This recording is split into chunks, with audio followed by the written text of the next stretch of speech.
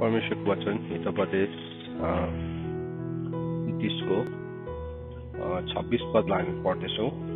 धेरैले राजाको निगाह प्राप्त गर्न खोज्दछ, तर सबै कुरामा परमप्रभुले नै फैसला गर्नुहुन्छ भन्ने कुरालाई हामीले हेरिरहेका छौँ। र अस्ति हामीले धन र आशिष के हो भन्ने कुरालाई हामीले सिकेका छौँ। र धन चाहिँ आशिष होइन वास्तवमा, तर आशिषले धन ल्याउँछ पनि।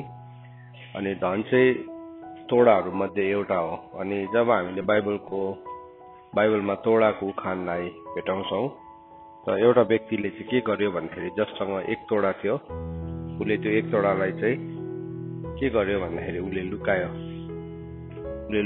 अनि उसले के गरेन, उसले कसैलाई पनि त्यो तोडालाई उसले मल्टिप्लाई गरेन। अनि त्यो तोडालाई मल्टिप्लाई नगरेको कारणले गर्दाखेरि उसले तोडालाई चाहिँ रुमालमा हालेर जमिन मुनि गाडिराख्यो भनेको छ।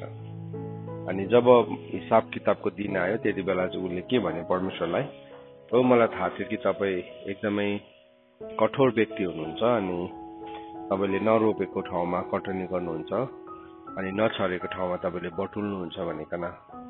अनि प्रभुले भन्नुभयो, तिमीले भनेकै कुराबाट म तिम्रो इन्साफ गर्छु भनिकन।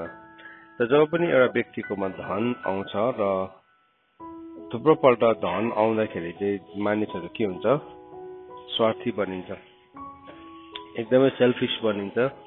अनि त्यसले चाहिँ एउटा प्रमाण देखाउँछ कि उसले त्यो कुरालाई उसको लागि तोडा थियो, तर त्यो तोडालाई चाहिँ उसले के गर्यो, उसले लुकाइराखेको छ आफ्नै लागि मात्रै। अनि आफ्नै लागि लुकाएर राख्छन्। अनि प्रभु यीशु ख्रीष्टले उखान भन्नुभयो एउटा धनी मान्छेको, जसको धेरै उब्जनी भएको थियो। उसले ठुल्ठुलो भकारीहरू बनायो, उसले अन्न थुपार्ने ठुल्ठुलो भण्डारहरू बनायो। अनि उसले आफैमा सबै कुरा आफैमा केन्द्रित थियो। अनि दोस्रो तिमोथी 3 अध्याय अनुसार पनि त्यसमा 3 अध्यायमा 21वटा अन्तको भयानक समयहरूको विषयमा बताएको छ। र त्यसको दोस्रो बुँदामा हामी के भेटाउँछ भने मानिसहरू धनको लोभी हुन्छ भनेको छ। त्यो समयहरूमा हामी छौँ है। तर हामीले यहाँ के सिक्दैछौँ भन्दाखेरि चाहिँ परमेश्वरको इन्साफलाई हामी सिक्दैछौँ, परमेश्वरको फैसलालाई हामी सिक्दैछौँ। सो परमेश्वरले चाहिँ आफ्नो इन्साफहरू अलरेडी हामीलाई दिइसक्नु भएको छ। पृथ्वीमा अलरेडी परमेश्वरको इन्साफहरू छ।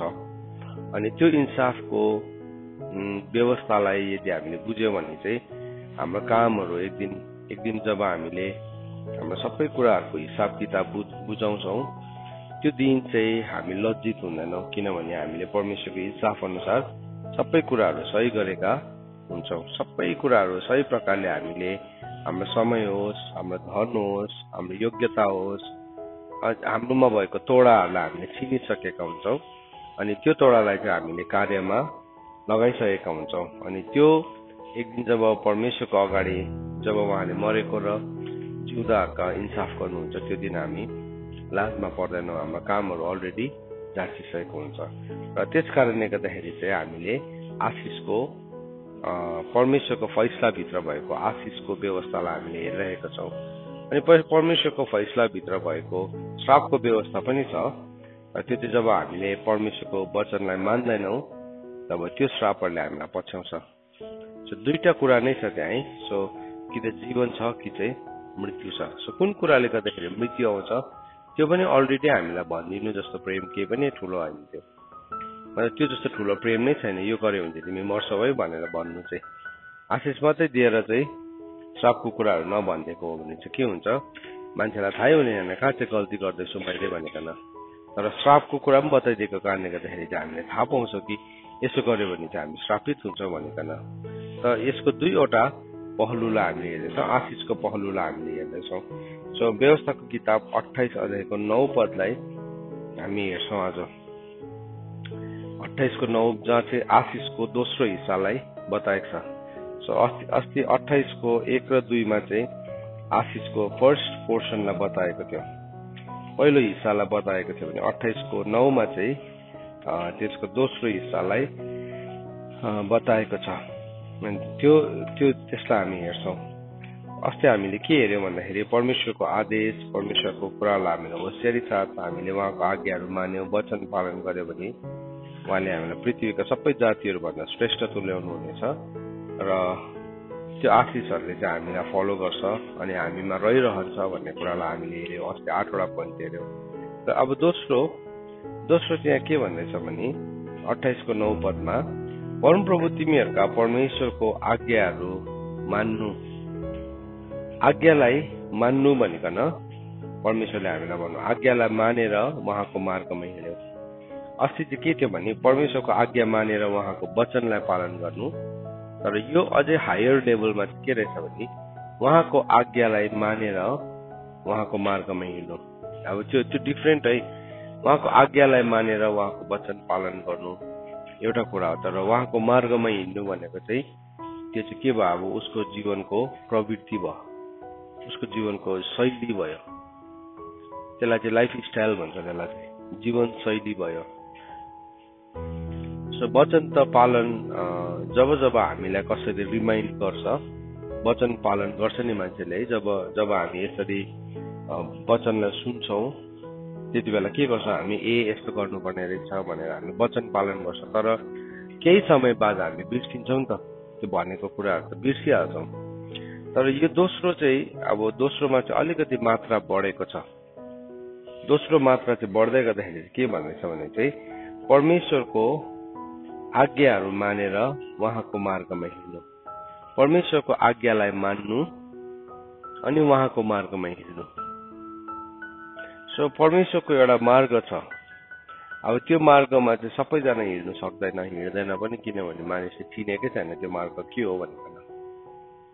अनि त्यो मार्गको शिक्षा चाहिँ प्रभुले कसलाई दिनुहुन्छ भन्दाखेरि चाहिँ जससँग चाहिँ परमेश्वरको के छ, घनिष्ठता छ। भजन सङ्ग्रह 25 अध्यायमा त्यो मार्गको विषयमा बताएको छ।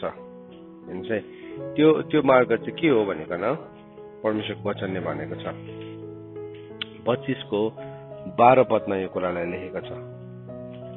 25को 12 पदमा लेखेको छ, तपाईँले हेर्नुहोस् मसँग। यहाँ भनेको छ, परमप्रभुको डर मान्ने मानिस को छ?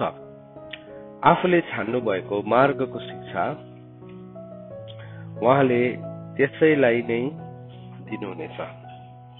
अब यहाँ के भन्दैछ, भजन सङ्ग्रह 25को 12 पद अनुसार परमेश्वरले छान्नु भएको मार्गको शिक्षा। सो थुप्रो मार्गहरू छ, कतिवटा मार्गहरू छ, तर परमेश्वरले छान्नु भएको मार्गको शिक्षा चाहिँ कसले पाउँदो रहेछ भन्दाखेरि चाहिँ जसले चाहिँ परमप्रभुको भय मान्छ, जसको जीवनमा चाहिँ परमेश्वरको भय छ। अब परमेश्वरको भय चाहिँ कहाँबाट आउँछ भन्दाखेरि चाहिँ परमेश्वरको भय चाहिँ मान्छेको जीवनमा कसरी सुरु हुन्छ भन्दाखेरि चाहिँ जब परमेश्वरको धार्मिक व्यवस्थालाई एउटा मान्छेले जान्दछ, धार्मिक व्यवस्थालाई जान्दैछ, त्यहाँदेखि चाहिँ उसको जीवनमा the fear of the lord सुरु हुन्छ, परमेश्वरको भय। होइन भने चाहिँ उसको जीवनमा परमेश्वरको भय नै हुँदैन। उसको जीवनमा परमेश्वरको भय हुँदैन, उसको जीवनमा मानिसको भय हुन्छ, या आफ्नै विचारमा त्यो व्यक्ति बुद्धिमान भइरहेको हुन्छ। अनि बाइबलले भनेको छ आफैलाई तैँले बुद्धिमान नसम्झी भनेको छ, होइन? तर दिनहुँ परमेश्वरको के गर, भयमान भनेर बताएको छ। जब हामी आफैलाई बुद्धिमान सम्झिन्छौँ, अब म जतिको जान्ने कोही पनि छैन भनेर सम्झिन्छौँ, त्यहाँदेखि चाहिँ हामी आफैलाई परमेश्वरको भय चाहिँ मान्छेको जीवनबाट हराइहाल्छ। किनभने उसलाई लाग्छ ऊ जस्तो बुद्धिमान कोही पनि छैन, उसलाई लाग्छ ऊ जस्तो योग्यको कोही पनि छैन, उसलाई लाग्छ ऊ जतिको जान्ने कोही पनि छैन जस्तो लाग्छ। त्यो मान्छेको जीवनको जिआईमा थुप्रोपल्ट त्यस्तो फेजहरूबाट जान्छ। जब कि एउटा मान्छे जवान हुँदै गर्दाखेरि, किशोर अवस्थामा पुग्दै गर्दाखेरि ऊ जतिको जान्ने चाहिँ कोही छैन जस्तो पनि लाग्छ। किनभने उसको आफ्नै शरीर, आफ्नै योग्यता, आफ्नै बुद्धि, आफ्नो अनुभवमा त्यो व्यक्ति भरोसा पर्दै गरेको हुन्छ। तर जब आफैलाई बुद्धिमान सम्झिन छोड्छौँ हामी, म जतिको जान्ने, म जतिको भयङ्कर कोही छैन भनेर हामी सम्झिन छोड्छौँ, त्यहाँदेखि चाहिँ के हुन्छ त हाम्रो जीवनमा परमेश्वरको भय सुरु हुन्छ। अब परमेश्वरको भयले चाहिँ मान्छेलाई त्यहाँदेखि खराबीदेखि पनि अलग राख्छ।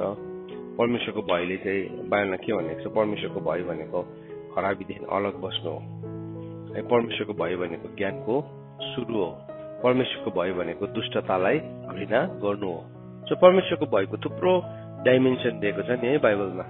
परमेश्वरको भयको थुप्रो आयामहरू दिएको छ। त यहाँ वचनले भन्दैछ परमप्रभुको डर मान्ने मानिस को छ अथवा परमेश्वरको भय मान्ने मानिस को छ? आफूले छान्नु भएको मार्गको शिक्षा उहाँले त्यसैलाई नै दिनुहुनेछ। सो त्यो मार्गको बारेमा दाउदले चाहिँ प्रभुसँग प्रार्थना गरेको छ, प्रभु तपाईको त्यो मार्ग चाहिँ मलाई देखाइदिनुहोस्, त्यो तपाईको वचनको गोरेटोहरूमा चाहिँ मेरो कदमहरू लागोस्, मेरो खुट्टाहरूले टेकोस् भन्नु उनले प्रभुसँग प्रार्थना गरेको छ। सो त्यो गोरेटोमा जबसम्म हाम्रो खुट्टाहरूले टेकेको हुँदैन हामी हो हरेमै हुन्छौँ। हाम्रो विश्वासको जीवन पनि एउटाले एउटा भन्यो हामीलाई त्यही ठिक लाग्छ, अर्कोले अर्को भन्यो हामीलाई त्यही ठिक लाग्छ। हाम्रो विचारको व्यवस्थासँग मिल्यो भने हामीलाई एकदमै सही लाग्न थालिहाल्छ। तर अब वचनले भन्छ हितोपदेश 16 अध्यायले कुनै मार्ग मान्छेलाई सिधा लाग्न सक्छ, थुप्रो मार्गहरू छ अनि त्यो मार्गहरू हामीलाई सिधा लाग्न सक्छ तर अन्तमा त्यसले कहाँ पुर्याउँछ? मृत्युमा पुर्याउँछ भनेको छ है। अब हितोपदेश 14 को 12 मा यो कुरा लेखेको छ, थुप्रो ठाउँमा लेखेको छ। 14 को 12 लाई म पढ्छु। यहाँ के भनेर लेखेको छ भन्दाखेरि यहाँ 16 को 25 मा पनि लेखेको छ, 14 को 12 मा लेखेको छ कुनै बाटो मानिसलाई सिधा देखिएला तापनि आखिरमा त्यसले मृत्युमा नै पुर्याउने हुन्छ है। त्यही कुरालाई 16 को 25 मा लेखेको छ कुनै बाटो मानिसलाई सोझो जस्तो लाग्छ तापनि अन्तमा त्यसले मृत्युमा नै पुर्याउँछ। त जबसम्म परमेश्वरको व्यवस्था, परमेश्वरको आज्ञाहरूलाई हामी मानेर उहाँको आज्ञा बाटोमा हिँड्दैनौँ, उहाँको मार्गमा हिँडेनौँ भने चाहिँ हामीलाई अरू सबै बाटोहरू चाहिँ कस्तो लाग्छ? हामीलाई अरू बाटोहरू चाहिँ एकदमै सोझो लाग्छ, अरू बाटोहरू सोझो लाग्छ हामीलाई। अनि के भयो अब हाम्रै स्टाइलमा, हाम्रै तरिकामा, हाम्रो बुद्धिले हामीलाई जे भन्छ, हामीलाई जस्तो सही लाग्छ हामी त्यस्तै गर्न थाल्छौँ। कतिजना मान्छेले व्यवस्थालाई नबुझेको कारणले प्रभुलाई प्रेम त गर्छ, प्रभुलाई माया त गर्छ तर उसको निर्णयको ठाउँहरू चाहिँ प्रभुलाई दिएको हुँदैन। अब उसले प्रभुलाई माया गर्छ, प्रभुको कुरालाई विश्वास पनि गर्छ तर ऊ अव्यवस्थित छ। जस्तो कि उदाहरणको लागि हामी हेर्यौँ भने स्यामसनलाई देख्छौँ बाइबलमा होइन। स्यामसन एउटा के थियो? नाजरी थियो। ऊ एउटा नाजराइट थियो, परमेश्वरको आत्मा ऊमाथि ओर्लनु हुन्थ्यो। तर के हुन्थ्यो उसलाई चाहिँ फेरि उसले व्यवस्थालाई आज्ञालाई नमानेको कारणले गर्दाखेरि चाहिँ फेरि हिँड्नु चाहिँ आफ्नै तरिकामा हिँड्थ्यो। के हुन्थ्यो उसलाई अब तल जानु उसलाई त्यही ठिक लाग्थ्यो। अनि परमेश्वरले समहाउ उसको परिस्थितिलाई उसले लिने गरेको निर्णयमा प्रभुले उसलाई साथ दिनुभयो। किन भन्दाखेरि चाहिँ यो साथ दिने कारण चाहिँ के थियो भन्दाखेरि अब्राहम, इजाक र याकुबसित गरेको प्रतिज्ञाको कारणले गर्दाखेरि चाहिँ प्रभुले उसलाई चलाउन चाहनुहुन्थ्यो, उसलाई इजरायलीहरूलाई छुटाउनलाई, उकास्नलाई, बचाउनलाई चलाउन चाहनुहुन्थ्यो। तर त्यसको चाहिँ उसले गलत फाइदा उठाइरह्यो। त्यसको चाहिँ गलत, उसको जीवनबाट परमेश्वरको आत्माको शक्ति मेनिफेस्ट हुँदै थियो। ऊ तल प्यालेस्टाइनमा जाँदै गर्दाखेरि पनि मेनिफेस्ट हुँदै थियो, प्रकट चाहिँ भइरहेको थियो। उसको जीवनमा भएको वरदानहरू चाहिँ देखा नै परिरहेको थियो तर मार्गको चुनाव चाहिँ के भयो? आफ्नो गलत थियो। अनि त्यसले चाहिँ ऊ कहाँ पुग्नु पर्यो भन्दाखेरि चाहिँ एक दिन चाहिँ त्यसले आँखा ओखेली माग्ने ठाउँमा पुग्नु पर्यो। सो हाम्रो जीवनमा नै पवित्र आत्माको शक्ति मेनिफेस्ट हुँदैछ, पवित्र आत्माको वरदानहरू हाम्रो जीवनमा यदि प्रकट हुँदैछ भने चाहिँ त्यो चाहिँ एउटा स्योर साइन चाहिँ होइन कि हामी परमेश्वरकै मार्गमा हिँडिरहेका छौँ। किन भन्दाखेरि वचनले भन्छ, रोमीको किताब 11 अध्यायको 29 पदले के भन्छ? परमेश्वरको वरदानहरू चाहिँ के छ? अपरिवर्तनीय छ। सो परमेश्वरको वरदान चाहिँ अपरिवर्तनीय भएको कारणले गर्दाखेरि हाम्रो जीवनमा वरदानले त काम गर्छ नि, वरदानले काम गर्छ तर वरदानले काम गर्यो भन्दैमा हामी परमेश्वरको मार्गमा हिँड्दैछु म भन्ने कुराको चाहिँ प्रमाण होइन त्यो चाहिँ। सो त्यस कारणले गर्दाखेरि चाहिँ हाम्रो जीवनमा हामीले जान्नुपर्ने कुरा चाहिँ के हो भन्दाखेरि चाहिँ हामीले परमेश्वरको आज्ञा अनुसार उहाँको मार्गमा हिँड्न सिक्नुपर्छ। त्यो चाहिँ परमेश्वरको जिउँदो व्यवस्थाबाट मात्रै आउँछ। यदि त्यो व्यवस्था छैन भने चाहिँ हामीलाई जे गर्नु मन लाग्छ हामी त्यही गर्छौँ। अनि याकुबले के भने यो कुरालाई, है तिमीहरूले म यहाँ जान्छु, म त्यहाँ जान्छु, यो गर्छु, त्यो गर्छु, तिमीहरूले नभन्नु भने होइन, याकुबको किताब 3 अध्यायमा के भनेको छ, तर हामीले यसो भन्नु अरे बरुभन्दा परमेश्वरको इच्छा भने हामी यो गरौँला। अब परमेश्वरको इच्छा चाहिँ कहाँ प्रकट भएको छ हजुर? परमेश्वरको हरेक इच्छाहरू चाहिँ परमेश्वरको व्यवस्थामा प्रकट भएको छ। सो जति पनि ल छ, कमान्ड छ, त्यो कमान्ड चाहिँ परमेश्वरको आज्ञाहरू जति पनि छ, त्यो आज्ञा चाहिँ परमेश्वरको इच्छाको के हो, प्रकटीकरण हो होइन। ए मानिस परमेश्वरले तँबाट के चाहनुहुन्छ? सो परमेश्वरले के चाहनुहुन्छ भनेको के हो? परमेश्वरको इच्छा हो, will of God, will of God. सो दुई किसिमको इच्छा छ, दुईटा इच्छा छ। एउटा चाहिँ कसको इच्छा हो? परमेश्वरको इच्छा हो। अब परमेश्वरको इच्छाको चाहिँ हामीले डल्लै यहाँ बाइबलमा वचनमा के गरेको छ, प्रकट गरिदिएको छ। सबै केही पनि नलुकाइकन, कहीँ पनि है मलाई यस्तो लागेको थियो भन्ने खालके हुँदैन। हामी चाहिँ कोही बेला कतिवटा के भएछ के भन्छौँ, मलाई चाहिँ यस्तो लागेको थियो, मैले चाहिँ यस्तो सोचेको थिएँ भने। परमेश्वरको चाहिँ त्यस्तो छैन। परमेश्वरको चाहिँ के छ, डेफिनेट प्लान छ होइन। परमेश्वरको इच्छा चाहिँ नि सानोतिनो होइन, एकदम डेफिनेट छ। किन भन्दाखेरि चाहिँ उहाँले चाहिँ सुरुदेखि अन्तसम्म एकैचोटि देख्न सक्नुहुन्छ होइन, सुरुदेखि अन्तसम्म। त्यसले गर्दाखेरि परमेश्वरको इच्छा चाहिँ कस्तो छ? तपाईँलाई प्रेरितको किताब 2 अध्यायको 23 पद खोल्नुहोस्, त्यहाँ लेखेको छ परमेश्वरको इच्छा चाहिँ कस्तो छ। प्रेरितको किताब 2 अध्यायको 23 पद। सो त्यसलाई चाहिँ के भनेको छ, पूर्व योजना भनेको छ। परमेश्वरको योजना चाहिँ कस्तो छ? यसो भनेर लेखेको छ कि उहाँलाई परमेश्वरबाट ठहरिएको सल्लाह र अगम ज्ञान बमोजिम सुम्पेर अधर्मीको हातद्वारा तपाईँहरूले क्रुसमा टाङ्नु भयो। प्रभु यीशु ख्रीष्ट क्रुसमा टाङ्गिनु चाहिँ परमेश्वरको के थियो? डेफिनेट प्लान थियो। परमेश्वरको चाहिँ कुनै पनि कुरा चाहिँ नि होला है, अरे हुन सक्छ, त्यस्तो छैन। प्रभु यीशु ख्रीष्ट क्रुसमा मर्नु पर्थ्यो नि, त्यो कसको योजना थियो? परमेश्वरको योजना। डेफिनेट प्लान थियो, त्यो पनि डेफिनेट प्लान थियो। त्यो सानोतिनो होइन, चान्स छैन, तर डेफिनेट प्लान थियो। तर त्यो डेफिनेट प्लान हाम्रो जीवनमा पनि परमेश्वरको के छ? डेफिनेट प्लान छ। तर त्यो डेफिनेट प्लानलाई चाहिँ के कुराले रोक्न सक्छ? के कुराले चाहिँ डिले गर्न सक्छ? मेरो आफ्नै इच्छाले। मेरो इच्छाले चाहिँ अब परमेश्वरको डेफिनेट प्लान हुँदा पनि बीचमा चाहिँ परमेश्वरले मलाई इच्छा दिनु भएको छ। जसरी परमेश्वरको इच्छा छ त्यस्तै प्रकारले मेरो पनि के छ? इच्छा छ। त्यो कुरालाई चाहिँ परमेश्वरले कहिले पनि हस्तक्षेप गर्नु हुन्न। किनभने परमेश्वरले बनाउनु भएको चाहिँ रोबोटहरू होइन। प्रभुले रोबोट बनाउनु भएको हो, आर्टिफिसियल इन्टेलिजेन्स बनाउनु भएको हो, त्यसलाई कसैले कन्ट्रोल गर्ने बनाउनु भएको होइन। हामीलाई प्रभुले कसरी बनाउनु भएको हो?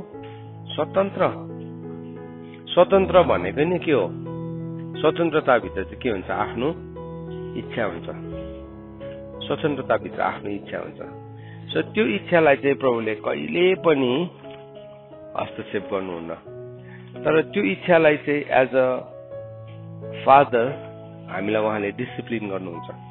अब जब हामी परमेश्वरलाई हाम्रो अब्बा पिता भनेर भन्छौँ नि, ट्रुली साँच्चै नै परमेश्वर चाहिँ मेरो पिता हुनुहुन्छ भनेर हामी भन्छौँ र हाम्रो विल उहाँलाई दिन्छ, उहाँले हामीलाई के गर्नुहुन्छ? अनुशासन गर्नुहुन्छ। उहाँले हामीलाई छडी चलाउनुहुन्छ। अनुशासन, छडी, डिसिप्लिनले चाहिँ के गर्छ?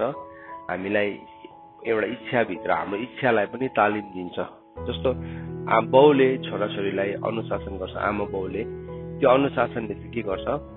परमेश्वरको इच्छासँग उसको इच्छालाई मिलाउनमा सहायता गर्छ। तर उसको भित्रको विललाई चाहिँ कसले पनि चेन्ज गर्न सक्दैन अन्टिल एन्ड अनलेस हामी उहाँलाई सरेन्डर गर्दैन। अनि त्यसलाई चाहिँ बाइबलले के भनेको छ? Living sacrifice. किनभने म भित्र चाहना गर्ने त सधैँ नै मसँग जीवितै छ भनेको छ नि त होइन। त्यो चाहिँ मसँग जिउँदै छ भनेको छ। अन्त आफैलाई के भनेको छ? जिउँदो बलिदान गरिदिइहाल भनेको छ। सो जिउँदो बलिदान गरिदिनु भनेको चाहिँ मैले शरीरलाई साँच्चै नै लगेर क्रुसमा झुन्डाउनु भनेको होइन हो। त्यो इच्छालाई प्रभुलाई प्रेम गर्नेहरू जतिले भनेको छ नि गलातीको किताब 5 अध्यायको 24 पदमा भनेको छ प्रभुलाई प्रेम गर्नेहरूले चाहिँ के कुरालाई चाहिँ क्रुसमा टाङ्छ हजुर आफ्नो इच्छालाई अनि शरीरको लालसालाई चाहिँ के गरिसकेको छ क्रुसमा टाँगिसकेको विललाई हो नि विललाई। सो त्यो विललाई डिले गर्नु होइन। कतिजनाले चाहिँ कस्तो गर्छ हेर्छ हाम्रोमा स्वभाव अहिले चाहिँ म मानेको जस्तो गर्छु तर भरे फेरि त्यसलाई म झिकेर लिएर आउँछु यो नगर ल भनेर के भन्यो भने के भन्छ हुन्छ भन्छ। फर्स्ट रिएक्सन चाहिँ हुँदैन चाहिँ भन्दैन तर अघि जुन चाहिँ उसले हुन्छ भनेको छ नि त्यो हुन्छ भनेको कुरालाई चाहिँ भरेसम्म हौ उसले हुँदैन बनाउँछ। अब त्यो चाहिँ विल सरेन्डर भएको छैन त्यो चाहिँ। सो प्रभुले हामीलाई भन्नुहुन्छ नि यो होइन हौ यो गर्नु हुँदैन।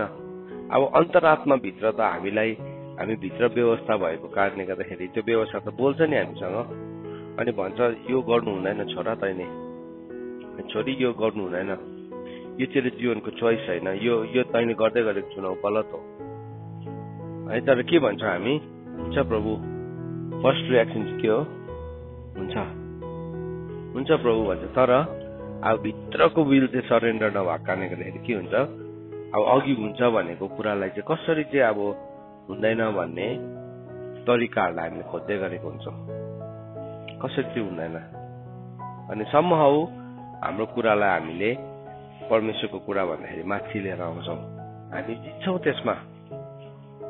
तर हामी जितेको होइन त्यो चाहिँ हामी हारेको अवस्थामा हामीलाई चाहिँ जितेको जस्तो लाग्छ सम्भव मैले मेरो कुरालाई माथि राखी छाडेँ भनेकन तर त्यसको कन्सिक्वेन्सेस चाहिँ यति साह्रो लामो हुन्छ यो जीवनसम्म मात्रै रहँदैन त्यसको रिपल इफेक्ट चाहिँ त्यसको तरङ्गहरू चाहिँ कहाँसम्म जान्छ इटर्निटीसम्म जान्छ अनन्ततासम्म जान्छ अनन्ततासम्म।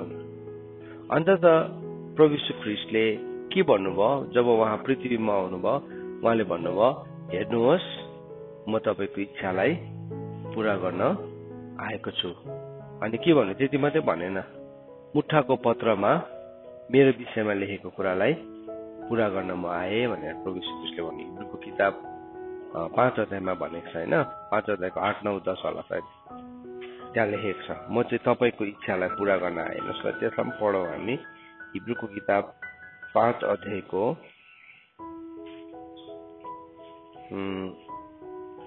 के भनेर लेखेको छ भने नि हजुर 10 मा सरी 5 भनेछ है 10 को 5 देखि पढौँ हामी। त्यहाँ के भनेर लेख्छ यसकारण संसारमा आउनुहुँदा उहाँले भन्नुभयो बलिदान र भेटी तपाईँले चाहनु भएन तर मेरो निम्ति एक शरीर तयार पारिदिनु भयो होम बलि र पाप बलिहरूमा तपाईँ प्रसन्न हुनु भएन। तब मैले भने हेर्नुहोस् हे परमेश्वर तपाईँको इच्छा पूरा गर्नलाई म आएँ पुस्तकको मुट्ठामा मेरो विषयमा लेखिएको छ। अब प्रभु यीशु ख्रीष्टले के भन्नुहुँदैछ हेर्नुहोस् यहाँ प्रभु यीशु ख्रीष्टको विटनेस चाहिँ के थियो भन्दाखेरि चाहिँ अब मान्छेले चाहिँ के गरिरहेको थियो भन्दाखेरि चाहिँ मान्छेलाई बलिदान चढाउनु भेटी चढाउनु कोही बेला सजिलो हुन्छ कसरी भन्दाखेरि चाहिँ नि मेरो इच्छालाई चाहिँ सरेन्डर नगरिकन बरु भने इच्छाको बदली बलिदान चढाउनु हाम्रो लागि सजिलो हुन्छ नि होइन। इच्छाको बदली सपोज मैले चाहिँ अब मेरो बिललाई सरेन्डर नगरी मैले 10 वटा गोरु चाहिँ बलिदान दिनुपर्छ भने त्यो बरु भन्दा मेरो लागि एफोर्डेबल हुन्छ भेटिदिनु त्यो पनि एफोर्डेबल हुन्छ तर नि मेरो हार्टले नजिकन म बस्न सक्छु। सो मान्छेले के गरिरहेको थियो संसारमा मान्छेले आज पनि हाम्रोमा त्यो स्वभाव छ हामी के पठाइन्छौँ हामी कुनै गरिबलाई साह्रो पर्यो भने हामी भेटी पठाइन्छौँ भक्कु भेटी पठाइन्छौँ है हाम्रो कुनै के एउटा ठुलै बिचेर सायद हामी कसैलाई बलिदान गरिदिन्छ होला त्यो राम्रो छ त्यो नराम्रो छ होइन है तर नि त्यो भन्दाखेरि अझै पावरफुल चाहिँ के छ भन्नुहोस् त हाम्रो विललाई प्रभुको अगाडि सरेन्डर गर्नु। हामी यहाँ भन्दैछ होम बलिहरू र पाप बलिहरूमा तपाईँ चाहिँ प्रसन्न हुनु भएन होइन चाहिँ प्रभु चाहिँ नि होम बलि र पाप बलिमा प्रसन्न हुनु भएन। तब मैले भने, अब तब मैले के भने भन्दाखेरि चाहिँ हे परमेश्वर, तपाईको इच्छा पूरा गर्नलाई म आएको छु। सो परमेश्वरको लागि सबैभन्दा उत्तम बलिदान चाहिँ के रहेछ त? हाम्रो इच्छालाई चाहिँ सरेन्डर गरेको। इच्छालाई चाहिँ परमेश्वरले खोज्नु चाहिँ हुन्न, तर प्रभुले मेरो इच्छालाई कहिले खोज्नुहुन्न। तर जब मैले परमेश्वरको अगाडि मेरो इच्छालाई चाहिँ सरेन्डर गर्छु, त्यो चाहिँ सबैभन्दाखेरि उत्तम के हो? बलिदान। अन्त त उहाँले के रुचाउनु भयो? बलिदान होइन, तर आज्ञा पालन। आज्ञा पालन भनेको चाहिँ के हो? आज्ञा पालन भनेको चाहिँ तब आज्ञा पालन गर्नुको लागि चाहिँ के चाहिन्छ भन्नुहोस् त? इच्छा चाहिन्छ। आज्ञा पालन गर्नुको लागि चाहिँ इच्छा। त्यो इच्छालाई चाहिँ तपाईँले कहिले सरेन्डर गर्नुपर्ने हुन्छ? वान टाइम हो त्यो? हजुर, एभ्री डे हो, लिभिङ सेक्रिफाइस हो त्यो चाहिँ। अब होम बलि भनेको चाहिँ के हो? होम भने वान टाइम हो नि त। होम गरिदियो, बलि गरिदियो, त्यहाँदेखि होम गरिदियो, मार्यो, आगोमा जलाइदियो, वान टाइम हो। अर्घ बलि भेटी भनेको पनि वान टाइम हो। अर्को पालि हाने पनि ठिकै छ, त्यसमा इच्छा नै छैन भने पनि लु भेटी दिँदै गरौँ न, चल्दै गर्छ। रेन्ट तिर्दै गरौँ होइन। कतिपल्ट के हुन्छ, कतिजना मान्छेले कतिवटा कोठा भाडामा लिन्छ, बस्दैन, तर के गर्छ, रेन्ट तिर्दै गरौँ, केही छैन, अहिले मलाई जुन दिन चाहिन्छ चलाउँछु। त्यस्तै हामी परमेश्वरलाई रेन्ट तिर्दै गरेका हुन्छौँ। तर रेन्ट तिर्ने कुरा होइन यो चाहिँ लिभिङ सेक्रिफाइस। आज मैले यो कुरालाई सेक्रिफाइस गरेँ नि है, प्रभुले मलाई यो नगर भन्नुभएको छ। तर म भित्र एउटा कुरा चाहिँ जिउँदैछ, अनि त्यो जिउँदै भएको कुरा चाहिँ के अरे? म भित्र इच्छा गर्ने शक्ति चाहिँ के छ? जिउँदैछ। हो, त्यो इच्छा गर्ने शक्तिलाई अब मैले भोलि पनि के गर्छु? बलिदान गर्छु। अन्त चाहिँ त्यसलाई चाहिँ जिउँदो बलिदान भनेको, लिभिङ सेक्रिफाइस भनेको त्यो हो। आज म यो गर्दिनँ, आज म एकदम मैले वचन सुने, कायल भए, रुए, आँसु रालसिंगान भए, म गर्दिनँ। तर नि एक हप्ता बादमा, एक महिना बादमा फेरि पनि त्यो इच्छा शक्ति चाहिँ के हुन्छ? मरेको हुँदैन, छुँदैछ त्यो चाहिँ। सो त्यसलाई चाहिँ बलिदान गर्नु चाहिँ लिभिङ सेक्रिफाइस हो। अन्त हाम्रो लागि लिभिङ सेक्रिफाइसको परिभाषा त अब मैले यस्तो बलिदान गरेँ भने त्यो बलिदान नै साँच्चै नै हामीले गरेको भने त हामीभित्र त्यो इच्छा त नआउनु पर्ने हो नि त। तर त्यो इच्छा आउँदैछ भन्नु मतलब अगाडिको बलिदानहरू सबै निष्क्रिय भयो भनेको होइन। तर म भित्र इच्छा गर्ने चाहिँ जिउँदै भएको कारणले गर्दाखेरि अब म त्यो कुरालाई चाहिँ जिउँदो बलिदान गरिदिन्छु। रोमीको किताब 7 अध्यायमा भनेको छ त्यो इच्छा गर्ने चाहिँ म भित्र के छ? अझै पनि जिउँदैछ। हेर्नुहोस् है, रोमीको किताब 7 अध्यायमा पढ्नुहोस् तपाईँहरूले। हामी पढौँ, हामी 7:18 यो कुरालाई हामीले बुझ्यौँ भने हामीले नि परमेश्वरको मार्गमा हामी हिँड्न सक्छौँ। यहाँ के भनेर लेखेको छ भन्दाखेरि, किनकि मलाई थाहा छ कि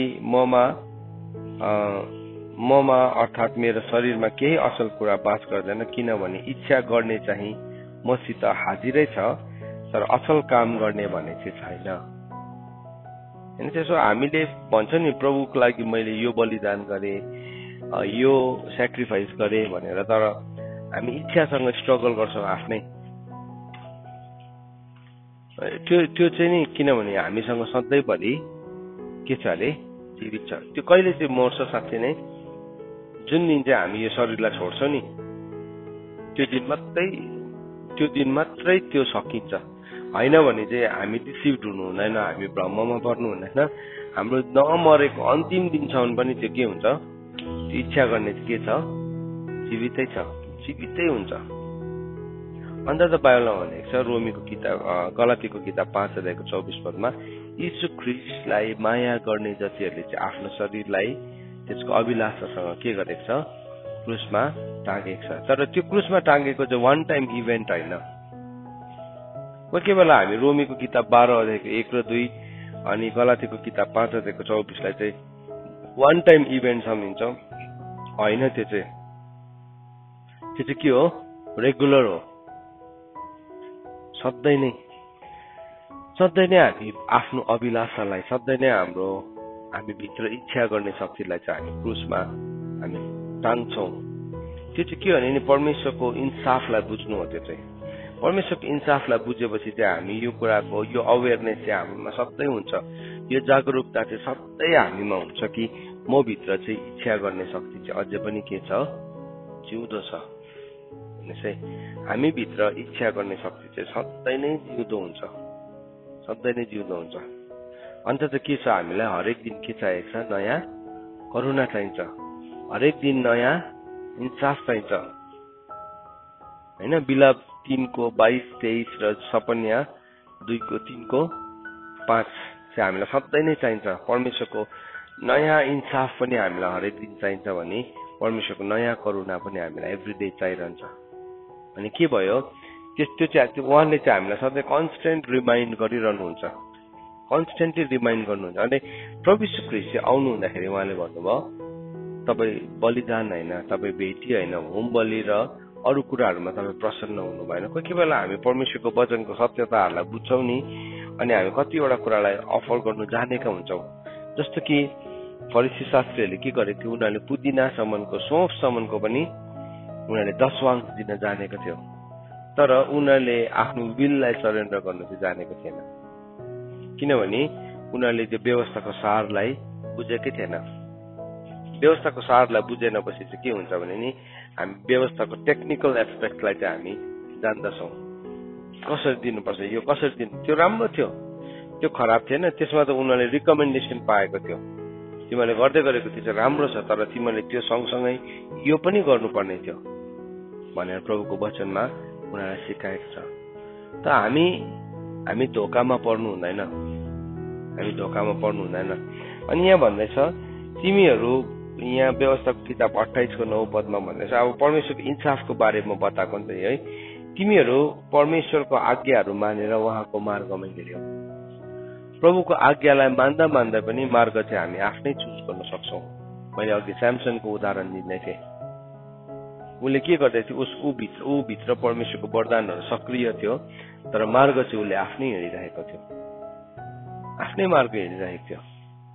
अनि त्यो मार्ग हिँड्दै गर्दाखेरि चाहिँ के भयो, उसले काम पनि भयो, उसको जुन कुराको लागि ऊ बनिएको थियो नि, उसले एउटा मसाया त होइन, नाजराइट, एउटा नाजरी, एउटा के भन्नु, इजरायललाई पलिस्तीहरूको हातबाट बचाउने उद्देश्यमा ऊ बन्ने थियो नि, त्यो उद्देश्य पुरा भयो उसको जीवनबाट, भयो नि, भयो। तर त्यो पुरा हुँदै गर्दाखेरि चाहिँ के भयो, उसको जीवनको दौडलाई उसले पूर्ण रूपमा सकेन, या सक्यो भने पनि मतलब उसले जुन चाहिँ फलवन्त हुनुपर्ने त्यो फलवन्त हुन सकेन। तर हनोक प्रभुसँग हिँड्यो। अब हनोक प्रभुसँग हिँड्यो भन्दाखेरि चाहिँ हामीलाई यसो आँखा चिम गरेर सम्झिँदाखेरि चाहिँ हनोक आफ्नो परिवारबाट निस्केको, गुफामा बसेको, त्यहाँ जङ्गलहरूमा हिँड्दै एक दिन यस्तो कहीँ पनि कोही नभएको सुक्खा, त्यहाँ त्यो बादलहरूको कता कता देख्नु थालेको क्षितिजहरू टेक्यो भन्ने जस्तो लाग्छ नि, होइन। त्यो भनेको चाहिँ के हो भने प्रभुसँग हिँड्यो भन्दाखेरि चाहिँ उसले परमेश्वरको मार्गमा हिँड्न सिक्यो, प्रभुको मार्गमा। अन्त त प्रभुले भन्नुभयो आई एम द वे, म मार्ग चाहिँ। प्रभु यीशु ख्रीष्ट आफै मार्ग बनेर आउनु। अब हनोकको जस्तो 365 वर्ष त हामी बाँच्नु पनि बाँच्दैनौँ त, होइन। 300 वर्षसम्म त हिँड्नु पनि हाम्रो लागि इम्पोसिबल छ, किनभने त्यत्रो त सीमा नै हाम्रो समयको सिमाना छैन। तर आज चाहिँ बाटो नै हाम्रो अगाडि आइदिनु भएको छ, अनि त्यो बाटोको नाम चाहिँ येशू ख्रीष्ट हुनुहुन्छ। सो हामीलाई येशू ख्रीष्टलाई चाहिँ के सम्झ्यौँ भन्दाखेरि चाहिँ केवल हामीलाई पापबाट क्षमा दिने मात्रै सम्झ्यौँ, तर उहाँ चाहिँ बाटो हुनुहुन्छ। अनि त्यो बाटोमा चाहिँ हामी कसरी हिँड्छौँ भन्दाखेरि चाहिँ परमेश्वरको आज्ञाहरूलाई मानेर हिँड्दो रहेछ त्यो बाटोमा चाहिँ। अनि त्यो बाटोमा हिँड्नेलाई चाहिँ अब के भनेको छ, अघि भजन सङ्ग्रह 25 अध्यायमा हामीले पढ्दैथ्यौँ। भजन सङ्ग्रह 25 अध्यायको 12 पदमा हामीले पढेथ्यौँ, परमेश्वरको डर मान्ने मानिस को छ, आफूले छान्नु भएको मार्गको शिक्षा उहाँले त्यसैलाई नै दिनुहुनेछ। सो परमेश्वरको भय, the fear of the lord. अब परमेश्वरको जब हामी आज्ञाहरूलाई पढ्छौँ त्यहाँदेखि चाहिँ हामी परमेश्वरको भयलाई बुझ्छौँ, परमेश्वरको भयलाई बुझ्छौँ। अन्त परमेश्वरको भय हाम्रो जीवनमा आउँछ। त्यहाँदेखि चाहिँ त्यो भय चाहिँ कस्तो हो, नराम्रो भय होइन, त्यो भई चाहिँ कस्तो छ, जिउँदो छ, लिभिङ छ।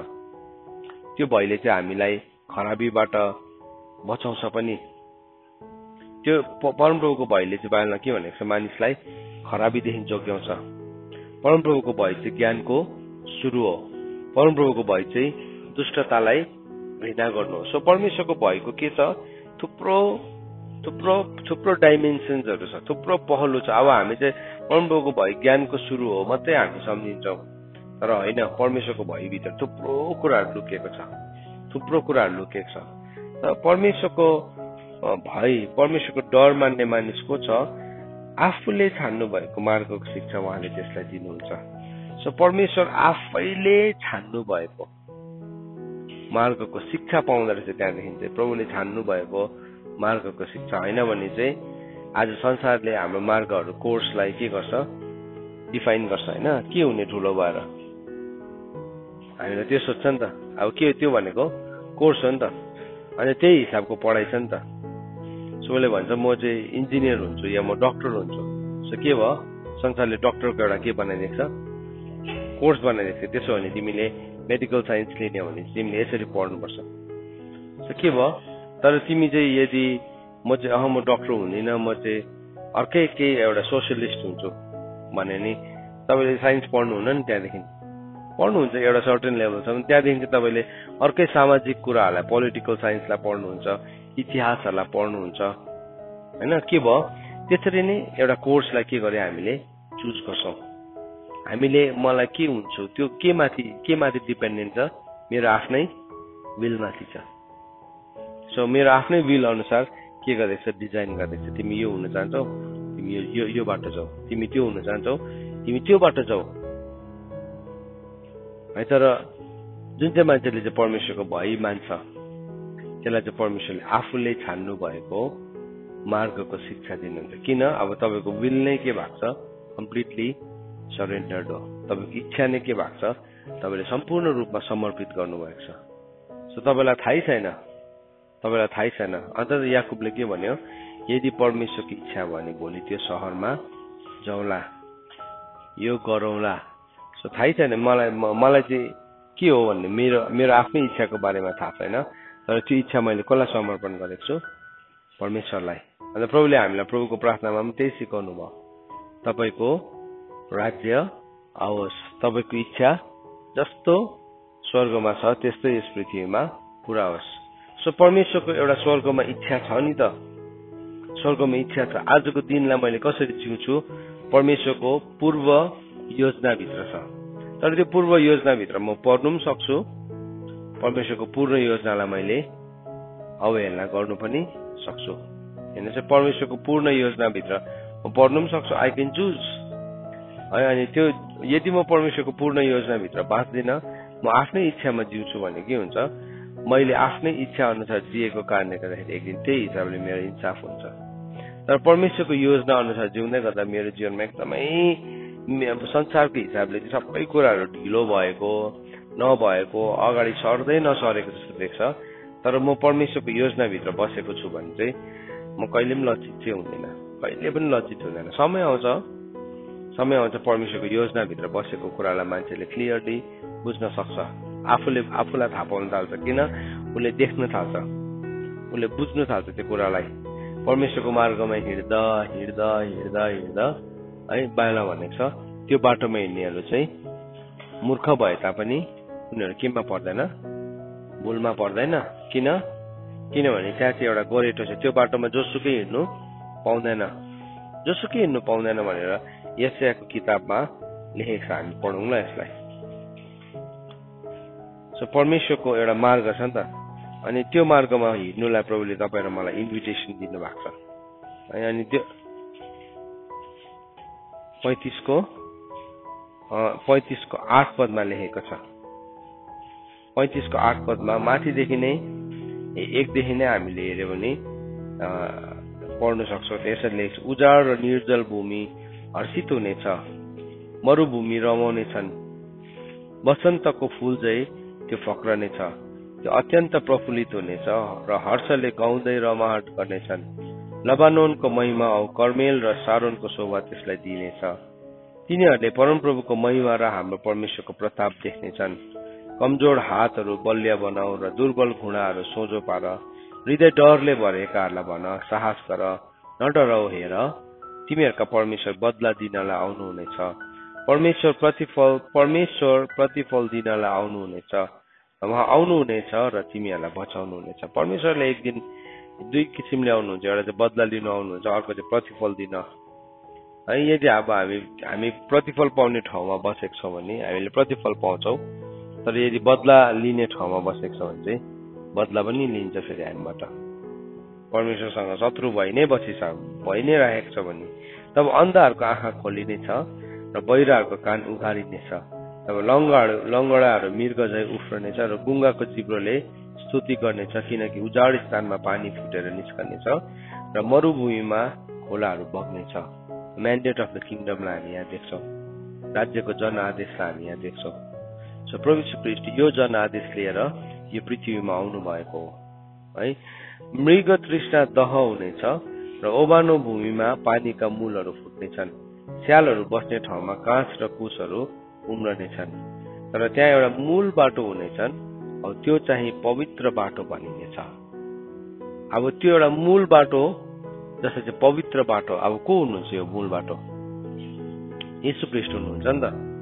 अनि यहाँ भन्दैछ कोही अशुद्ध जन त्यसबाट भएर जान पाउने छैन, तर उहाँ तिनीहरूसित हुनुहुनेछ। बाटो हिँड्नेहरू मूर्ख भए तापनि भुलमा पर्ने छैन। अब त्यहाँ अझै मुनि हेर्नुहोस् है, त्यहाँ कुनै सिंह हुने छैन, न त कुनै हिंसक पशु त्यहाँ जानेछ। ती त्यहाँ पाइने छैन, तर उद्धार पाएकाहरू त्यसमा हिँड्नेछ। अब शैतान चाहिँ गर्जने सिंह जस्तै कसलाई भेटौँ र निलिहालौँ भनेर हिँडिरहेको छ। सो बाइबलले भन्दैछ तिमीहरू होसियार बस भनेको छ नि त है। तर जब हामी प्रभुको मार्गभित्र हिँड्न थाल्छौँ नि, त्यहाँ त्यसको पनि त्यो पनि त्यहाँ हुनु पाउँदैन त्यो बाटोमा चाहिँ। तर किन चाहिँ हामी होसियार रहनुपर्छ गर्जने सिंहदेखि भन्दाखेरि चाहिँ अब जबसम्म हामी आफ्नै मार्गमा हिँडिरहेको छ, त्यो मार्गमा चाहिँ त्यो गर्जने सिंह एनी टाइम आउन सक्छ, एनी टाइम त्यसले हस्तक्षेप गर्न सक्छ। तर यो ठाउँमा चाहिँ त्यसको हस्तक्षेप चाहिँ कम्प्लिटली के हुन्छ, बन्द हुन्छ। अब परमेश्वरको मार्गमा हिँड्दैछ त्यो मान्छे। अनि त्यो मार्गमा हिँड्नेहरू चाहिँ कस्तो अरे, त्यहाँ हिँड्नेहरू चाहिँ मूर्ख भए तापनि भुलमा पर्ने छैन। अब संसारको हिसाबले चाहिँ अब त्यो चाहिँ के हो, क्रुसको कुरा चाहिँ मूर्खता हो, मूर्खता हो नि त होइन। क्रुसको कुरा मूर्खता हो भनेको छ। अब उनीहरूले मूर्खतै सम्झिरहेको छैन भने एक दिन चाहिँ थाहा पाउँछ कि यिनीहरू भुलमा चाहिँ परेको छैन रहेछ भनेर। तपाईँलाई पनि थाहा हुन्छ, आफैलाई पनि थाहा हुन्छ कि म भुलमा परेको छैन। मान्छेले चाहिँ के भन्छ, ला तेरो त के भयो त, सबै सक्यो त, उमेर सक्यो, धन सक्यो, योग्यता सक्यो, सबै सक्यो त। अनि त्यो भन्दाखेरि चाहिँ अब हामीलाई कोही बेला मनमा यस्तो लाग्छ, ला हो म पो गल्ती छु कि, हामीलाई लाग्छ नि है। मान्छेले भनिरहँदाखेरि ला म पो बेसी ओभर भएको हो कि, म पो भुलमा छु कि। प्रभुको मार्गमा हिँडेको छ भने तपाईँलाई थाहा हुन्छ तपाईँ भुलमा परेकै छैन भनेको। अरूको लागि चाहिँ के भएको छ, त्यो मूर्खता हो। अरूको लागि चाहिँ कम्प्लिटली फुलिस आइडिया हो।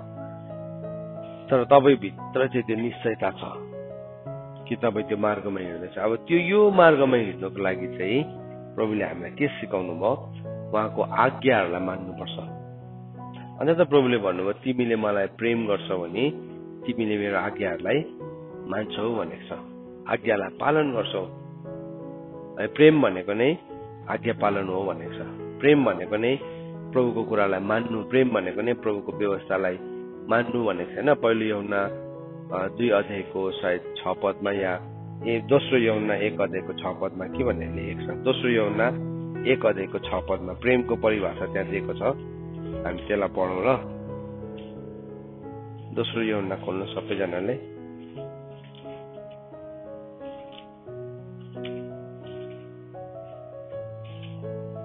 दोस्रो यूहन्नाको 5 र 6 पद यहाँ के भनेर लेखेको छ, औ 6 पदलाई पढ्छु। उहाँको आज्ञा बमोजिम चल्नु नै प्रेम हो। तिमीले सुरुदेखि नै सुनेको आज्ञा यही हो, तिमीहरू यसैमा हिँड्नुपर्छ। सो वचनले के भन्दैछ, उहाँको आज्ञा बमोजिम चल्नु नै के हो, प्रेम हो। सो अघि भजन सङ्ग्रह 25 अध्यायको 12 पदमा के भने पढ्दैछौँ हामीले, परमेश्वरको भय मान्नेलाई चाहिँ परमेश्वरले के गर्नुहुन्छ, आफूले छान्नु भएको मार्गको शिक्षा दिनुहुन्छ। यहाँ भन्दैछ उहाँको आज्ञा बमोजिम चल्नु नै प्रेम हो। प्रेम भनेको चाहिँ नि प्रभु म तपाईँलाई प्रेम गर्छु, यस्तो जिउमा ट्याटु गरेर, यस्तो गाडीको अगाडि बम्पर स्टिकर टालेर, छातीमा टी सर्टमा लेखेर हुँदैन त्यसरी। त्यो सबै लेखेर हामीले उहाँको आज्ञालाई पालन गरेको छैन भने केही न के हो, तपाईँले आफैलाई धोका मात्रै दिइरहेको। आफैलाई कतिजना मान्छेले नि त्यसरी नै धोका दिइरहेको छ आफैलाई। म कस्तो प्रेम गर्छु, सबैजनाको अगाडि म यस्तो डरलाग्दो लगाइदिन सक्छु, मलाई लाज लाग्दैन है। त्यो चाहिँ प्रेम होइन। प्रेम चाहिँ कहाँ हो? रियल प्रेम चाहिँ जब तपाईँले आज्ञा पालन गर्नुहुन्छ। अब छोराछोरी पनि त्यही हो नि, छोराछोरीले आमा बाउलाई प्रेम गर्छ भने के गर्छ? आज्ञा पालन गर्छ नि त। बाइबलमा भनेको छ तिमीले आज्ञा पालन गर। तिमीले आज्ञै पालन गर्दैन तर मुखले चाहिँ म प्रेम गर्छु भन्ने चाहिँ हुँदैन। सो मैले मेरो छोराछोरीलाई प्रेम गर्छु भने म अनुशासन गर्छु। अब त्यसरी नै डिफाइन गरेको छ नि त होइन। छडी नचलाउने बाउ चाहिँ के हो? आफ्नो छोराछोरीलाई घृणा गर्दैन होइन, घृणा गर्छ, माया गर्दैन। के गर्छ? उसले घृणा गरिरहेछ आफ्नो छोराछोरीलाई, छडी नै चलाएको छैन। उसले चाहिँ के गर्दैछ? नरकमा घिसारेर लगेर जाँदैछ। तर अब त्यो चाहिँ छोराछोरीको लागि चाहिँ कस्तो लाग्छ?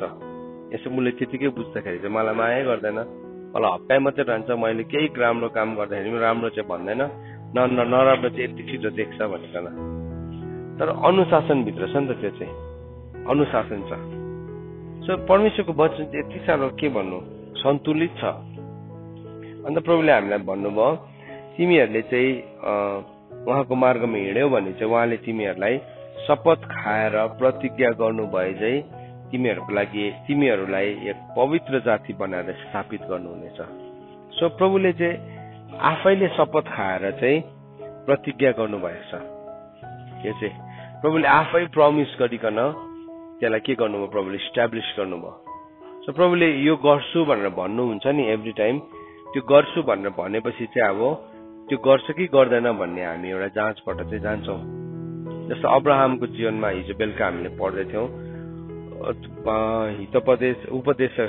उत्पत्ति 12 अध्यायमा प्रभुले के भन्नु? म तँलाई आशिष दिन्छु, तँमा नै पृथ्वीको सबै कुलले आशिष पाउनेछ, त आशिषको मूल भइस है, त्यो भने नि।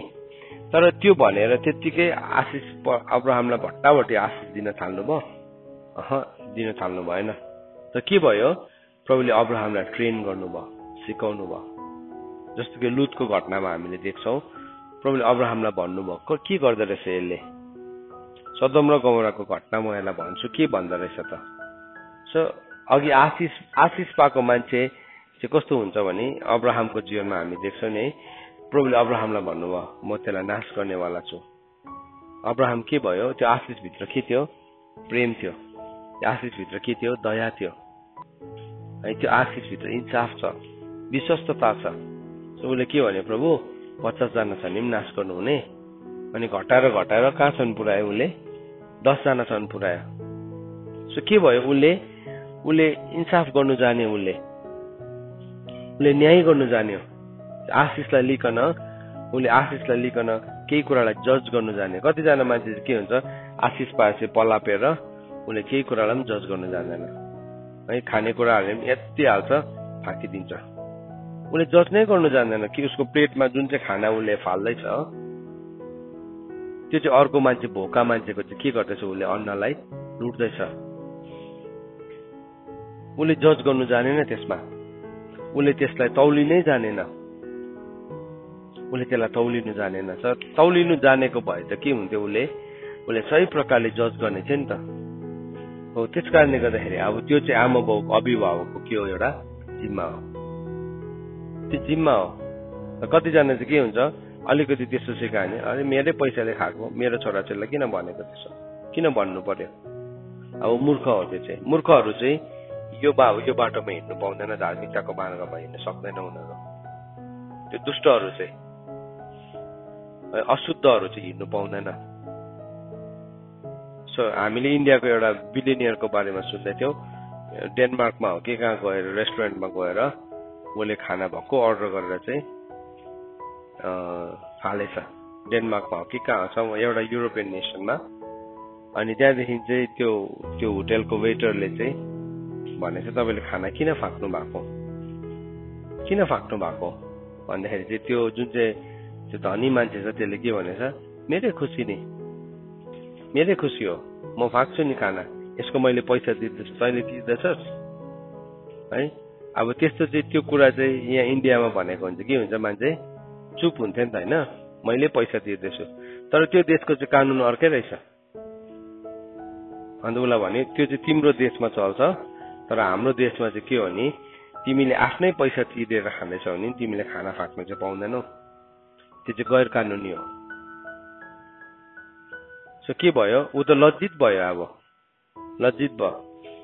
बरोभन्दा सानोतिनो मान्छेले भनेको त्यति साह्रो नपर्ने थियो होला जब संसारको प्रसिद्ध मान्छेले भन्यो तर उसको एउटा मूर्ख एरोगेन्ट बिहेभियर त्यहाँ के भयो देखा पर्यो है अब उसले आफैलाई म त राजा हो सम्झिरहेको थियो तर त्यो राजालाई चाहिँ नि लले चाहिँ नि के बनाइदियो उसलाई पनि है छ्याप्पै बनाइदियो सो कोही बेला हामी त्यस्तो मेन्टालिटीलाई ल्याउँछौँ सो अब्राहमलाई प्रभुले ट्रेन गर्दै हुनुहुन्छ म तँलाई आशिष दिन्छु हेर्नुहोस् नानी हो छोराछोरी हो आशिषको हिस्सामा चाहिँ नि रेस्पोन्सिबिलिटी छ याद राख्नुहोस् है ब्लेसिङसँग चाहिँ जहिले पनि रेस्पोन्सिबिलिटी आउँछ तपाईँ आशिषित हुनुहुन्छ नि तर तपाईँ इरेस्पोन्सिबल हुनुहुन्छ भने चाहिँ तपाईँले आशिषलाई ठट्टा गर्नुहुँदैछ आशिषलाई सब प्रभुले अब्राहमलाई चेक गर्नुभयो सदोम र गमोरालाई म नाश गर्नुभन्दा अगाडि अब्राहमले कसरी रियाक्ट गर्छ सो हामी के देख्छौँ अब्राहमले त्यसलाई एकदमै राइचियसली अति धार्मिकताको साथमा अति पवित्रताको साथमा के गर्यो उसले त्यो कुरालाई प्रतिक्रिया देखायो उसले प्रतिक्रिया जाहेर गर्यो राइचियसनेस परमेश्वरको धार्मिकतालाई उसले त्यहाँ प्रदर्शन गर्यो सो त्यो धार्मिकतामा प्रभुले हामीलाई पनि कार्य गरेको चाहनुहुन्छ त्यहाँदेखि हामी के देख्छौँ अझै अब्राहमको जर्नी अगाडि बढ्दै जाँदाखेरि उसको यात्रा अगाडि बढ्दै जाँदाखेरि हामी देख्छौँ कि त्यो यात्रामा अब्राहमले थुप्रो अरू कुराहरू सिक्नु पर्यो थुप्रो कुरालाई सिक्नु पर्यो हिजो बेलुकी हामीले 21 अध्यायलाई पढ्दैथ्यौँ त्यहाँ पढ्दै गर्दाखेरि इजाकलाई परमेश्वरले माग्नु भएको थियो 21 कि 22 हो 22 मा पढ्दैथ्यौँ इजाकलाई माग्नु हुँदै थियो इजाकलाई माग्दै गर्दाखेरि इजाकले के अब्राहमले के गर्यो परमेश्वरको राइटियस जजमेन्टलाई उसले फेरि के गर्न थाल्यो अब उसले ट्रस्ट गर्न थाल्यो परमेश्वरको हार्टलाई ट्रस्ट गर्न थाल्यो अनि त्यो ब्लेसिङसँग के थियो अब ब्लेसिङसँग चाहिँ जहिले पनि एउटा कुरालाई के सिक्दै थियो नि फिजिकल ब्लेसिङ्स शारीरिक आशिषले चाहिँ नि हाम्रो जीवनमा क्राउन अफ लाइफ सँग जोडेको हुन्छ त्यसको अर्को हिस्सा चाहिँ जहिले पनि जीवनको मुकुटसँग जोडेको हुन्छ त शारीरिक आशिषलाई हामीले जीवनको मुकुटमा परिणत गर्ने प्रभुले हामीलाई मौका दिनुहुन्छ अनि त्यो मौकालाई चाहिँ के भन्छ जाँच भन्छ टेस्ट भन्छ सो अब्राहमको जीवनमा इजाक आयो अब प्रभुले के भन्नुभयो इजाकलाई लगेर बलिदान गर अनि इजाकलाई लगेर बलिदान गर भन्दै गर्दाखेरि चाहिँ त्यो बलिदानसँग चाहिँ के जोडेको थियो क्राउन अफ लाइफ जोडेको थियो किनभने याकुब किताब 1 अध्यायको 12 ले के भन्छ जब हामी जाँचिन्छौँ अनि जाँचमा स्थिर रहन्छौँ त्यो मान्छेको जाँच पूरा भइसकेपछि चाहिँ त्यसले के पाउँछ जीवनको मुकुट पाउँछ सो उसले फिजिकल ब्लेसिङ्स आए नि उसकोमा यस प्रभुले भन्नुभएको इजाक साँच्चै नै लिटरली जन्मियो मरिसकेको कोखहरूबाट जन्मियो तर अब प्रभुले चाहिँ त्यो फिजिकल ब्लेसिङ्सलाई चाहिँ इटर्नल क्राउनमा परिणत गर्न चाहनुहुन्थ्यो आज हामी ब्लेसेड छौँ भने तपाईँलाई लागिरहेको छ आज म ब्लेसेड छु मेरो फ्यामिली ब्लेसेड छ मेरो परिवार छ म थर्ड जेनेरेसन सँगै बसेर प्रार्थना गरिरहेको छु ब्लेसिङ हो तर याद राख्नुपर्छ यो ब्लेसिङको चाहिँ ग्रेटर पोर्सन चाहिँ कहाँ छ स्वर्गमा छ यो आशिषको ठुलो हिस्सा चाहिँ स्वर्गमा छ तर त्यो स्वर्गमा भएको आशिषलाई मैले इनहेरिट गर्नको लागि चाहिँ त्यो कुरालाई मैले पृथ्वीमा खोल्नुपर्छ अनि त्यो खोल्ने प्रक्रियालाई चाहिँ के भन्छ जाँच भन्छ जाँच के भयो अब्राहमको जीवनमा ठुलो जाँच आउँदै थियो तर ठुलो जाँचले उसको जीवनमा ठुलो इनाम पनि ल्याउँदैथ्यो, ठुलो इनाम पनि ल्याउँदैथ्यो। सो त्यो प्रोसेसबाट, त्यो ठाउँबाट हामी जानुपर्ने हुन्छ। तर जब त्यो जाँच आउँछ नि, कतिजना मान्छे चाहिँ के हुन्छ, गनगने हुन्छ, रिसाउँछ, किनभने उसले के सिकेको छैन, उहाँको मार्गमा हिँड्दै सिकेको छैन, उहाँको मार्गमा। सो प्रभुको मार्गमा हामी हिँड्दै गर्दाखेरि चाहिँ झन् बेसी जाँचिन्छ। झन् संसारको मार्गमा हिँड्नुहोस् त तपाईँको लाइफमा जाँच नै हुँदैन, उनीहरूको जीवनमा खेदै छैन है। प्रभुलाई विश्वास गर्यो, नामधारी जीवन जिरहेको छ, उनीहरूलाई केही खेदो हुँदैन, केही खेदो हुँदैन। संसारको हिसाबले छिट्टो सफल पनि हुन्छ, तर तपाईँ प्रभुसँग हिँड्न थाल्नुहोस् त तपाईँकै जीवनमा चाहिँ बेसी खेद आउँछ, तपाईँकै जीवनमा। अन्त त बाइबलमा लेखेको छ, दोस्रो तिमोथी 2:3-12 के भनेको छ, विश्वास र भक्तिसँग जीवन जिउनेहरू सबैजना केमा पर्छ, खेदमा। त्यो खेद चाहिँ के हो, जाँच हो। त्यो जाँच चाहिँ केको हो, अनन्तको मुकुटलाई परिणत गर्ने जाँचहरू हो। आज तपाईँको जीवनमा तपाईँ प्रभुको बाटोमा हिँड्दै गर्दाखेरि खेदो छ भने चाहिँ याद राख्नुहोस्, त्यो खेदोले चाहिँ तपाईँको कुराहरूलाई चाहिँ अनन्त मुकुटमा के गर्छ, परिणत गर्छ। अनन्त मुकुटमा, इटर्नल क्राउनमा। त त्यत्तिकै चाहिँ पाउनेवाला छैन त्यो अनन्तको मुकुटहरू, त्यत्तिकै चाहिँ पाउने छैन। जीवनको मुकुट भनेको छ, गर्वको मुकुट भनेको छ, धार्मिकताको मुकुट भनेको छ होइन, महिमाको मुकुट भनेको छ।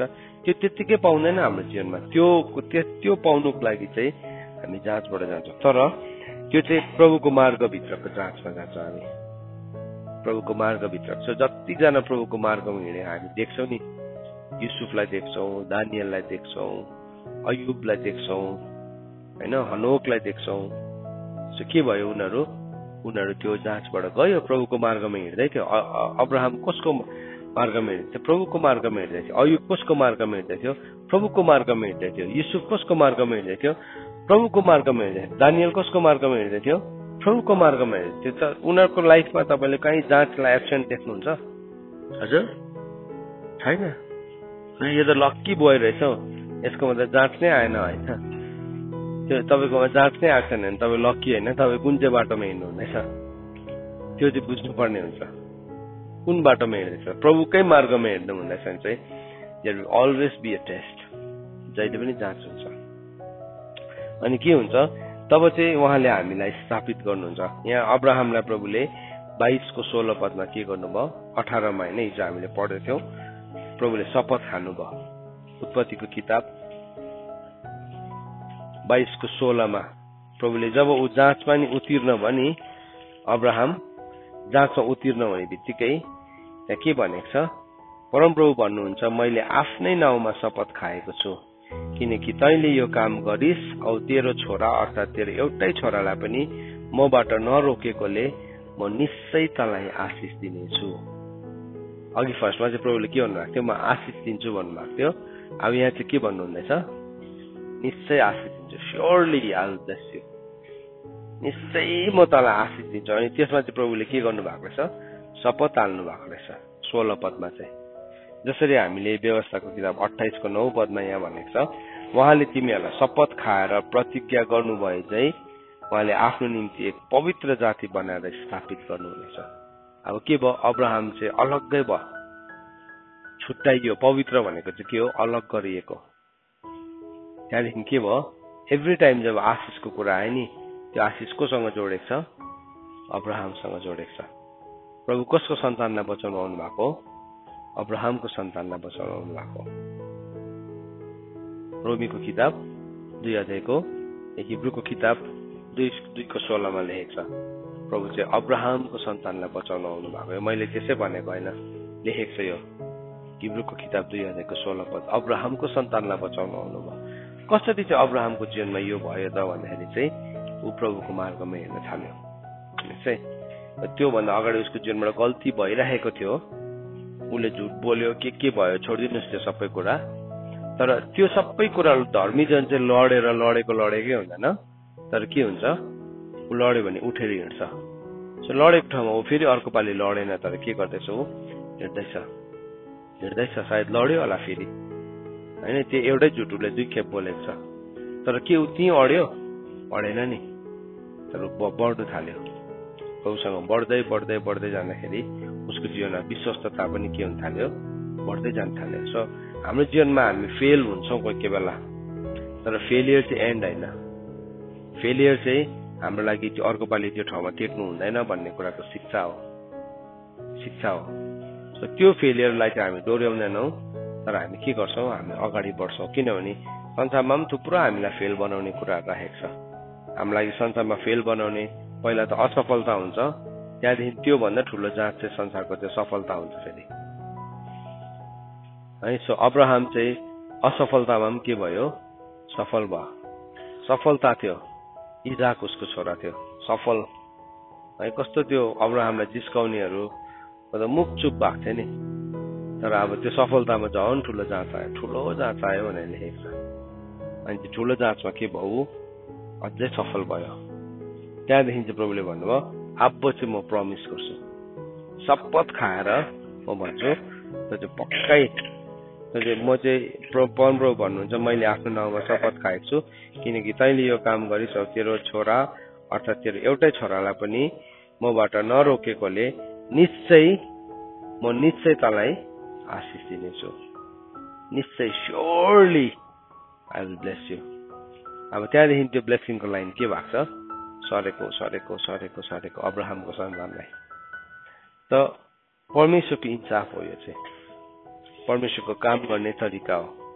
यसलाई चाहिँ के भन्छ परमेश्वरको नियमको मार्ग भन्छ त्यही जुन नियमको मार्गको लागि दाउदले प्रार्थना गरेको छ हे प्रभु मलाई तपाईको नियमको मार्ग सिकाइदिनुहोस् भन्ने चाहिँ हामीले चाहिँ परमप्रभुको नियमको मार्गलाई सिक्नुपर्छ अनि जब उहाँको नियमको मार्गहरूमा हामी हाम्रो खुट्टाहरू पर्छ त्यहाँदेखि चाहिँ हामी प्रभुसँग नम्र भएर हिँड्न सक्छौँ सो परमेश्वरको इन्साफ भन्ने कुरालाई हामीले आज बिहान फेरि पनि हेरेका छौँ सो जब हामीले परमेश्वरको इन्साफलाई हाम्रो जीवनमा चाहना गर्छौँ डिजायर गर्छौँ हामीलाई पनि प्रभुले त्यही बाटोमा हिँडाउनुहुन्छ त्यही बाटोमा हिँड्न दिनुहुन्छ आफूले छान्नु भएको मार्गमा जसरी अब्राहमलाई हिँड्न दिनुभयो हामीलाई पनि प्रभुले त्यसरी नै हिँड्न दिनुहुन्छ परमेश्वरको वचन पढाइ अनि सुनाइमा परमेश्वरले आशिष दिनुभएको होस् आमेन।